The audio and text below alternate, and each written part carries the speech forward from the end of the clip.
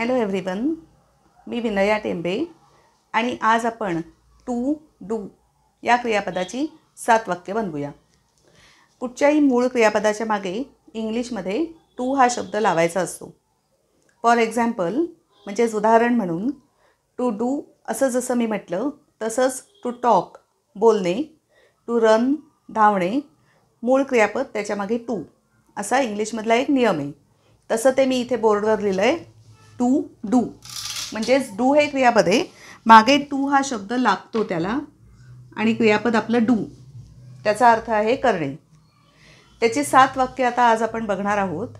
आणि 7 वाक्य कसली तर इंग्लिशमध्ये मेन प्रोनाउन्स किंवा मुख्य सर्वनामं ही सुद्धा 7 आहेत. त्या 7 सर्वनामांना घेऊन आपण 7 वाक्य बनवूया. पहिलं वाक्य जर मराठीत मला म्हणायचं असेल की मी माझं काम करते, तर ते आपण इंग्लिशमध्ये बघूया कसं करायचं. मी मराठी वाक्य पहिल्यांदा लिहिते आहे. मी माझं काम करते. हे झालं माझं मराठी वाक्य. इंग्लिश करताना मी म्हणजे ऑफकोर्स आय, रचना पण सेम रचना म्हणजे पहिला सब्जेक्ट, करता नेहमीच पहिला म्हणून आय. त्यानंतर इंग्लिशमध्ये येतो क्रियापदाचा, जागा येते क्रियापदाची दुसऱ्या नंबरला. काम करते, करते म्हणजेच डू म्हणून आय डू. माझंला म्हणायचं माय आणि काम याला शब्द आहे work. I do my work. I do my work. मी माझं काम करते. आता दुसरं प्रोनाऊन ही. हीचा अर्थ आहे तो. हीचा अर्थ आहे तो. ही जेव्हा येतो तेव्हा या डूचं रूप होतं डज. He does. वाक्य सेम बनवायचं आहे, फक्त रूपं बदलत आहेत. ही शी इट असताना डूचं डज हे रूप वापरायचं असतं म्हणून डज झाला डूचा. आता आयला माय, मी आणि माझं, तसं ही म्हणजे तो आणि त्याचं, मग त्याचं अशा अर्थी शब्द आहे हीज. आणि काम करतो, काम म्हणजेच work. He does his work. He does his work म्हणजे तो त्याचं काम करतो. तिसरं प्रोनाऊन सर्वनाम शी. शीचा अर्थ आहे ती. ही शी आणि इट या 3 प्रोनाउन्सना सर्वनामांना डूचं डज हे रूप येतं म्हणून शीला सुद्धा डज येणार आहे. शी डज. आता माय म्हणजे माझं, हिज म्हणजे त्याचं, तसंच शीसाठी तिचं म्हणून हर हा शब्द लावायचा. आणि वर्क हे सगळ्या वेळेला सेम राहणारे. वर्कचा अर्थ आहे इथे काम. ती तिचं काम करते. शी डज हर वर्क. ती तिचं काम करते. नंबर 4 प्रोनाऊन आहे इट. इट हे प्रोनाऊन माणसांसाठी वापरत नाहीत, ते फक्त पशु पक्षी आणि वस्तूंसाठी आपण वापरायचं असतं म्हणून इट. परत ही शी इट रूप येतं डज. It does. जसं आय म्हणजे माय, मी आणि माझं, ही हीच, तो आणि त्याचं, शी हर, ती आणि तिचं, तसं इट इट्स. वर्क. वर्क हे सगळीकडे कॉमन आहे, त्याचा अर्थ आहे काम. It does its work. Okay. म्हणजेच ते त्याचं काम करतं किंवा तो त्याचं काम करतो किंवा ती त्याचं काम करते. आता तो प्राणी कुठचा आहे, पक्षी कुठचा आहे किंवा वस्तू कुठची आहे यानुसार ते तो, ती किंवा ते यातलं काहीही येऊ शकतं. अर्थ म्हणजे इंग्लिश वाक्य सेमच आहे. मराठीत ते तो, ती किंवा ते यासाठी इट हा शब्द येतो. नंबर 5 आय झाला, ही झाला, शी झालं, इट झालं. 5व्या नंबरचं प्रोनाऊन सर्वनाम वी. वी म्हणजे आम्ही. आणि आम्हीचा अर्थ नाही मला म्हणायचं आहे, मी आम्ही हा अर्थ इथे लिहिते आहे. वर इटचा अर्थ तो किंवा ती किंवा ते. आणि ते प्राण्यांसाठी, पक्ष्यांसाठी आणि वस्तूंसाठी वापरतात. म्हणून तो किंवा ती किंवा ते. आणि वीचा अर्थ आम्ही. वी. आता वीला मात्र डू हेच रूप लागतं. We do. आम्ही आणि आमचं काम करतो. आमचं याच्यासाठी शब्द आहे अवर. आणि काम म्हणजे work. We do our work. आम्ही आमचं काम करतो. We do our work. आम्ही आमचं काम करतो. नंबर 6 नंबरचं प्रोनाऊन दे.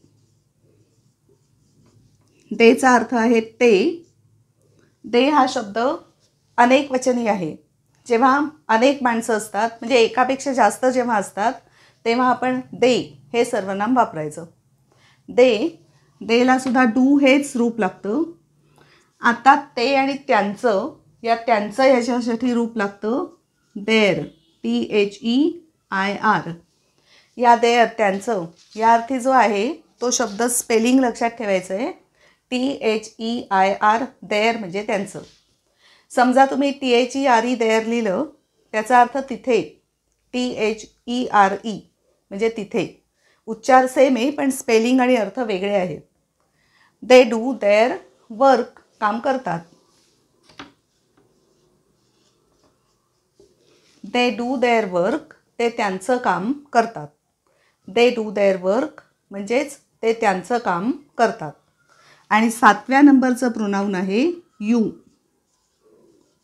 यू हे एकवचनी आणि अनेकवचनी, आदरार्थी, सगळ्या अर्थी वापरतात. तू सेकंड पर्सन, दुसरं पुरुष, यासाठी द्वितीय पुरुष. तू किंवा तुम्ही असा त्याचा अर्थ होतो.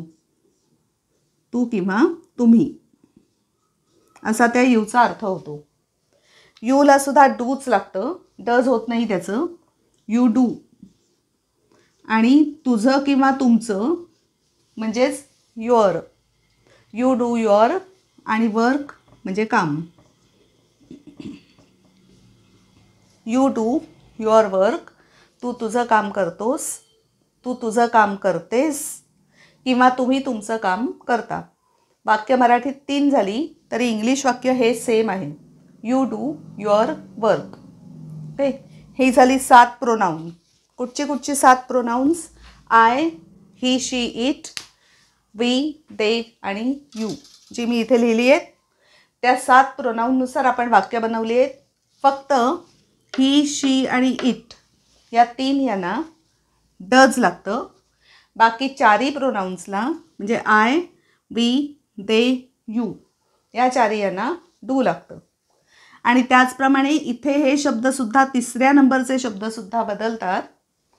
आय मी, माय म्हणजे माझं, ही म्हणजे तो, हीज म्हणजे त्याचं, शी ती, हर म्हणजे तिचं, इट तो किंवा ती किंवा ते, पशु पक्षी वस्तूंसाठी आणि इटसाठी इट्स त्याचं, वी म्हणजे आम्ही, आर आमचं, दे ते लोक, ती एकापेक्षा जास्त असलेली अनेकवचनी अशा अर्थी, आणि देअर म्हणजे त्यांचं, आणि यू तू किंवा तुम्ही, आणि तुझं किंवा तुमचं म्हणजे युअर. हे 3रे शब्द यातले प्रत्येक वाक्यातले बदलतोय कारण ते हे पहिलं प्रोनाऊन आहे, त्यानुसार ते तिथे रूप होतं. वर्क म्हणजे काम, शेवटचा शब्द आहे तो. एकदा मी इंग्लिश वाक्य वाचते, त्याचा मराठी अर्थ खाली सांगते आणि मग टिप्स आहेत माझ्या ॲज युजल नेहमीप्रमाणे त्या खाली लिहिते. I do my work. मी माझं काम करते. Second number, he does his work.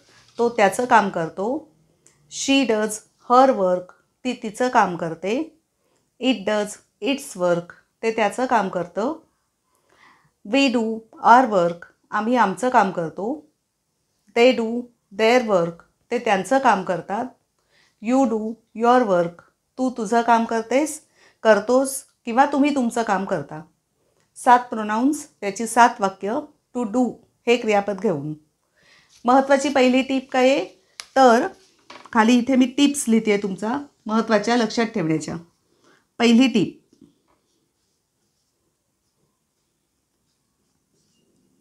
Does हे रूप येतं जेव्हा प्रोनाऊन असेल ही किंवा शी किंवा इट. बाकी चारही प्रोनाउन्सना डू हेच लागतं. डू किंवा डज, आयदर डू किंवा डज दोन्हीचा अर्थ सेम आहे, फक्त प्रोनाऊननुसार रूप बदलतं. आणि दुसरी टीप, प्रत्येक प्रोनाऊननुसार हे जे आहे माझं, त्यांचं, त्याचं, तिचं, ही सगळी रूपं पण बदलतात वाक्यामध्ये. बाकी वाक्य सेम आहे. इंग्लिशची रचना कायम लक्षात ठेवायची आहे. मी सांगते ती बेसिक रचना आहे, अगदी कायमची रचना अशी ती आहे. पण भरपूर वेगवेगळ्या रचना कुठच्याही भाषेत असतात, तशा इंग्लिशमध्ये पण आहेत. पण बेसिक अगदी कायमची अशी रचना कुठची असते इंग्लिशमध्ये, तर पहिला असतो सब्जेक्ट म्हणजेच कर्ता. पहिला सब्जेक्ट म्हणजे कर्ता. सेकंड नंबरला येतं वर्ब, वर्ब म्हणजे क्रियापद. आणि मग जातो ऑब्जेक्ट किंवा इतर जे काही एक्स्ट्राची माहिती, जास्तीची माहिती असेल ती जाते तिसऱ्या नंबरला. अशी झाली ही टू डूची 7 वाक्य, त्याचबरोबर काही टिप्स. आणि जर हा व्हिडिओ तुम्हाला आवडला असेल तर नक्कीच लाईक करा, शेअर करा आणि सबस्क्राईब करा. Thank you very much. बाय.